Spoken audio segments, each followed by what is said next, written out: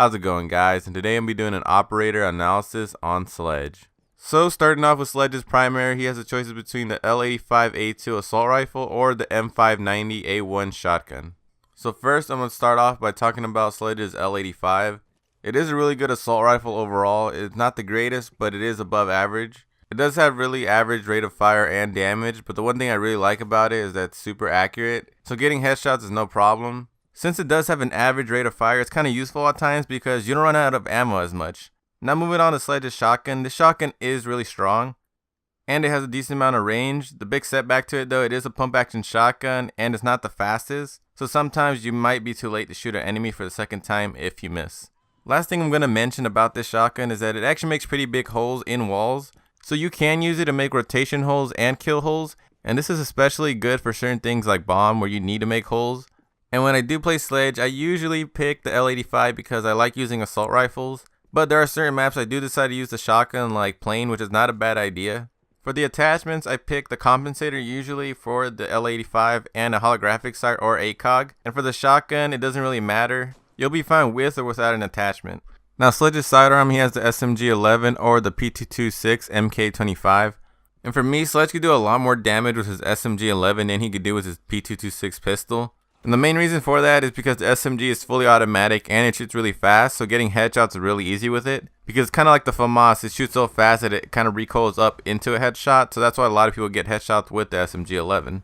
Now for Sledge's gadgets, he does have the choices between a frag grenade or a stun grenade. Now for Sledge's gadget, I always go with a frag grenade because it does a lot more damage than a stun will. And also not a lot of operators have frag grenades, it's really only 3 operators and Sledge is one of them. I always suggest using frag grenades because you can never know when you actually need them, so it's best just to always have them. So Sledge's special ability is his breaching hammer. It's actually one of the most simplest gadgets in the game. You can use it to destroy any type of destructible surface. This includes ceilings, walls, and hatches. And if you're new to the game and saw his operator video, no, you cannot destroy concrete walls, those are indestructible surfaces. But you could use it to destroy any destructible surface. It does make a hole big enough to vault over with just one hit or crawl under. So a lot of operators do have a lot of ways to breach inside a building like breaching charges. Sledge's hammer is a lot more efficient because how quick it is.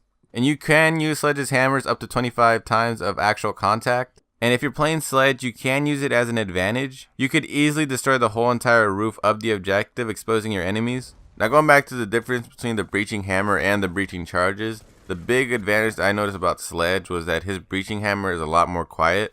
And with this, you could easily sneak up on your enemy because sometimes you really can't hear the hammer break the wall. And last thing I want to mention is that Sledge's hammer could actually break barbed wire with one hit. And sometimes barbed wire could really mess you up if an enemy is nearby. Moving on, now I'm going to talk about the best way you could utilize Sledge. Since Sledge has that breaching hammer, a lot of people feel that he should always stick near his teammates, but that's not really the case with him. He's really kind of like a lone wolf type of attacker. He really shouldn't be near you guys. He should be on the opposite side of the map. And the reason I say this is because Sledge's hammer actually gives him the ability to make different pathways through the building, which basically makes it easy for him to go to the objective and hunt down any roamers. And if you guys see Sledge's loadout, it's very easy to see why he's good by himself. The L85 is a really good assault rifle that could handle any roamer or defender in the objective. And he has the SMG11, which is pretty nasty for getting headshots. And also he's actually a 2 armored operator, which means that he's not that fast, but he's not that slow. And he could take a decent amount of bullets in a gunfight.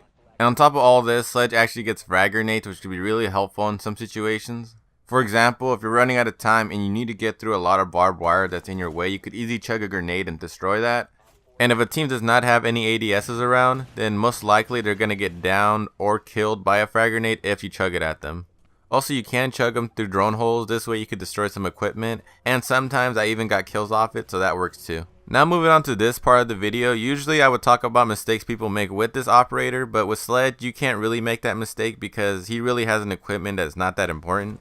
The only big mistake I see with Sledge is that people don't play him kind of alone, they play him with the entire team, which I feel that you can, but it's a lot better to play him alone because you get way more out of him. And don't get me wrong, there's probably a lot of players that play him well up front, but to me I've seen him best played as a flanker and not really a front man person. So if you're playing Sledge, really what you want to get out of him is basically putting pressure on the opposing team. And on top of that, you want to get kills to even out the score. So now guys, I'm going to be rating Sledge on 3 things, which is loadout, gadget, and team efficiency.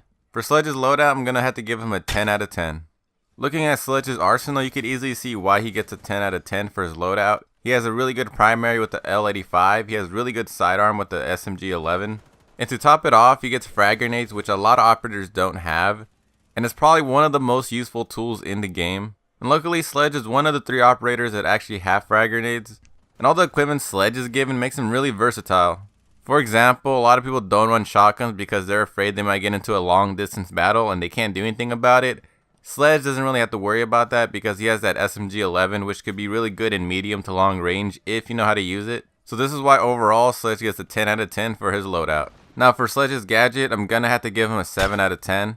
Some people might think that his gadget is kind of stupid because it's literally a sledgehammer, but it's actually a lot more useful than you think. For example, more advanced players will usually destroy the whole top of the objective room if there is a breakable roof. This is a huge pain for any defender inside the objective room because I've been in those situations where Sledge busted up the whole roof, and at that point the defender has to watch out for his top and he has to watch out for the attacking team pushing the front. Also in general, it kind of just destroys everything a lot quicker.